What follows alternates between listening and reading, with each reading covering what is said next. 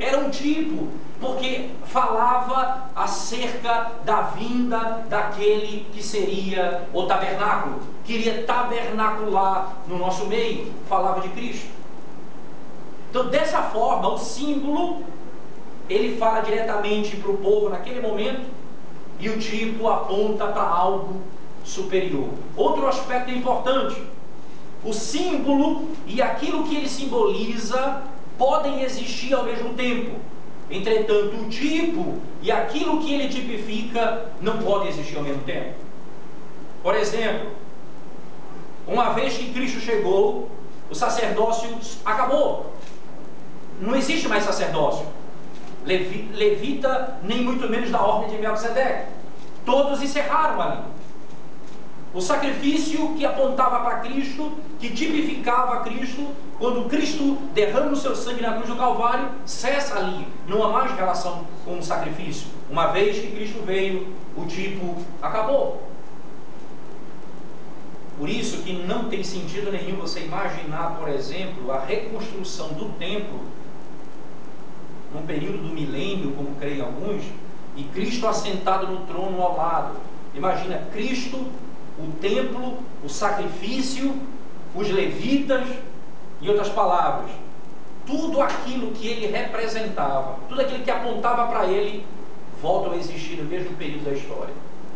É um sinal de que, na base desse princípio, isso não poderia jamais acontecer.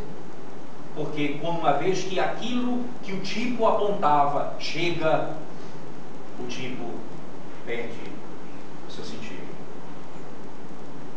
Enquanto que o símbolo permanece hoje. É por isso que Cristo pega o pão e o vinho e diz que aquilo ali é o símbolo da nova aliança. O símbolo e aquilo que o símbolo aponta estavam juntos no mesmo momento. Mas o tipo e aquilo que ele tipifica não podem existir no mesmo instante, no mesmo período da história. Dessa forma, o sacerdote aqui apontava para alguém superior. Mas é interessante, não havia ainda sacerdote em Israel. Não havia ainda Arão. Não havia ainda se estabelecido essa mediação. Enquanto, no momento, surge a figura de um sacerdote.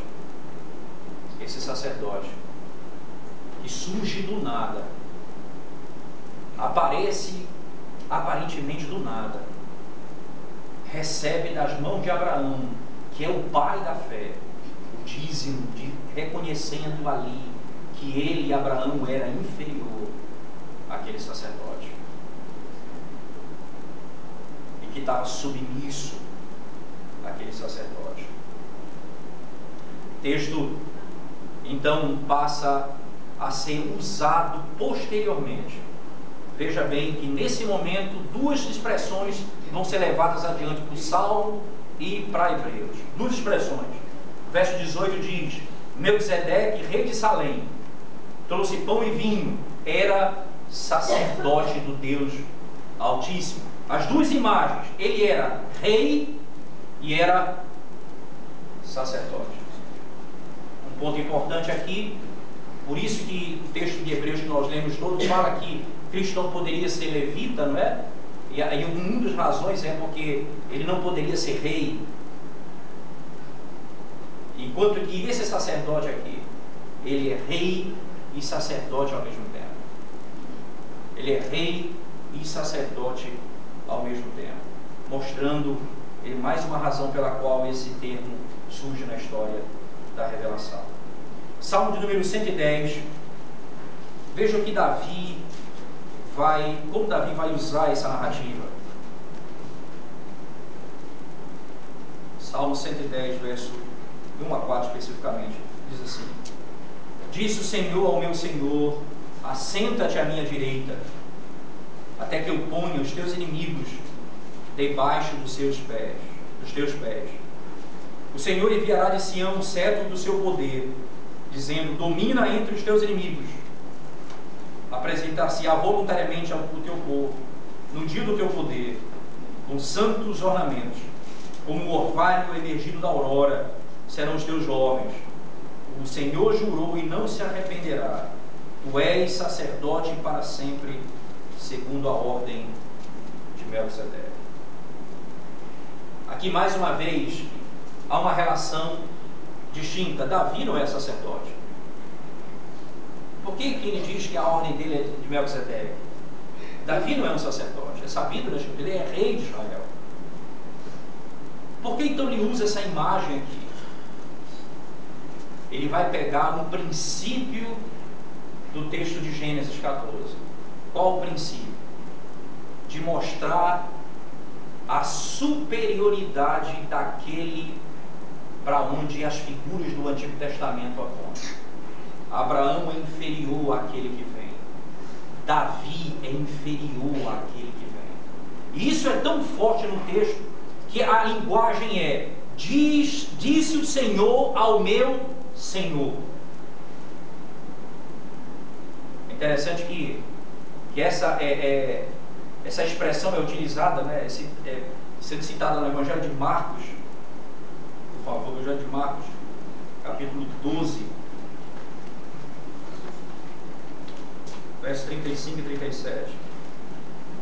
Diz assim: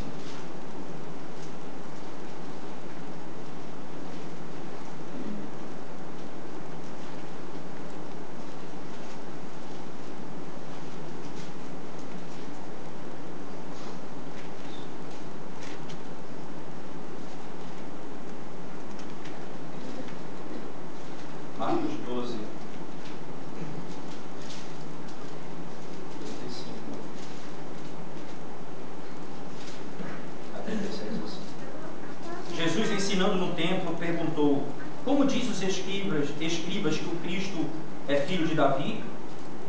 O próprio Davi falou pelo Espírito Santo: disse o Senhor ao meu Senhor: assenta-te à minha direita, até que eu ponha os teus inimigos debaixo dos teus pés. O mesmo Davi chama-lhe Senhor, como pois é ele seu filho? E a grande multidão ouvia com prazer. O próprio Davi disse: chama-lhe Senhor. Davi está falando de outro.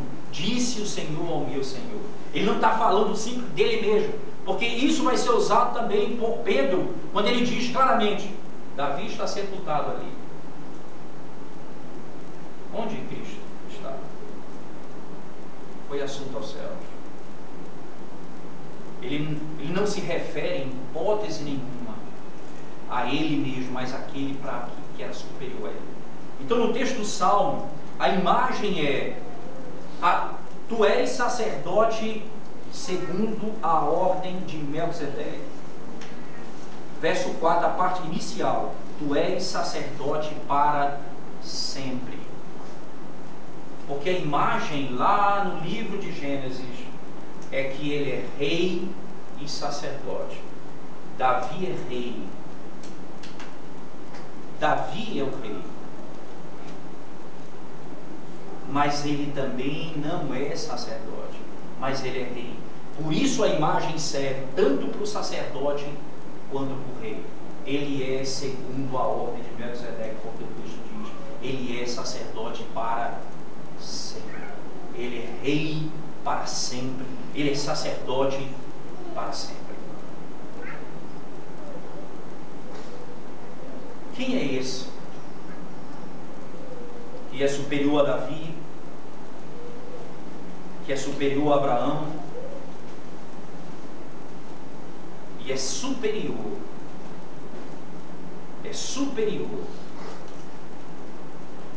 aos levitas?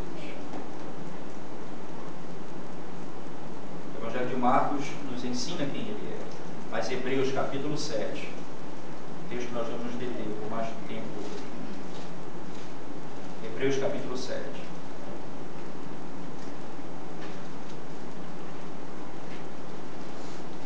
Nos leva a entender os seguintes aspectos. A comparação entre Melquisedeque e Cristo aponta para quem é Cristo, qual é a sua natureza, qual é o seu caráter, o que de fato ele é. Importante apenas explicar esse ponto quando diz que ele era sem quando diz assim no capítulo 7, verso 1 em diante, diz: porque este Melquisedeque, rei de Salém, sacerdote do Deus Altíssimo, que saiu ao encontro de Abraão, quando voltava da matança dos reis, e o abençoou, para o qual também Abraão separou o dízimo de tudo.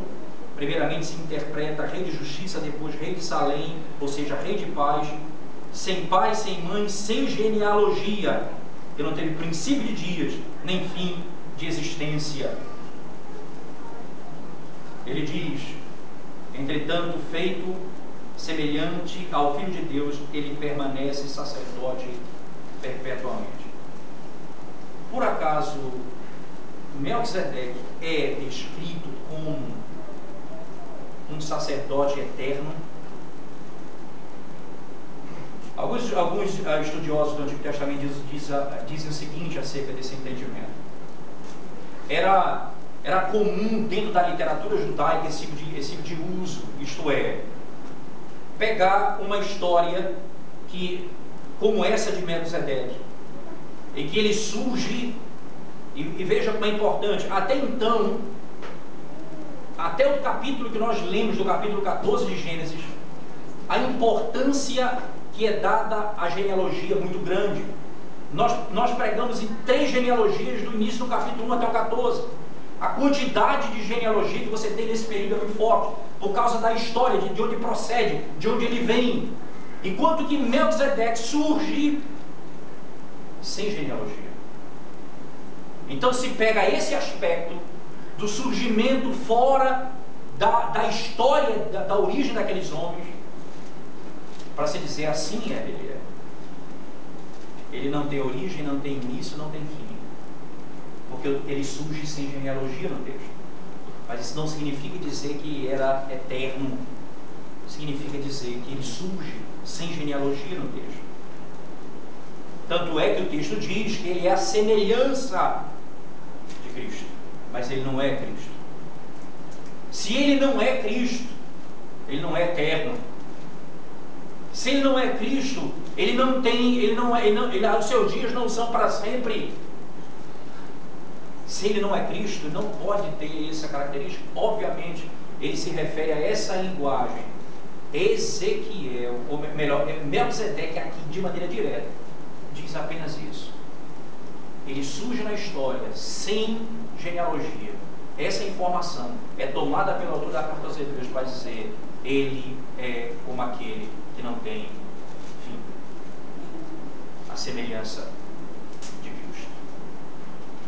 A semelhança de Cristo. Ele é o sacerdote que recebe da mão de Abraão dízimo, que surge sem história. Por isso recebe a imagem de um sacerdócio eterno. Segundo aspecto importante, esses 2 elementos, ele é sacerdote e rei. Ele é da paz e da justiça, diz o texto. Ele é onde procede a palavra rei de Salém. A palavra Salém aqui vem da ideia da palavra paz, e rei de justiça, trazendo as 2 imagens. Ele é justo e ele traz a paz. Essa imagem, então, ela é sem dúvida nenhuma entendida como sendo Jesus Cristo.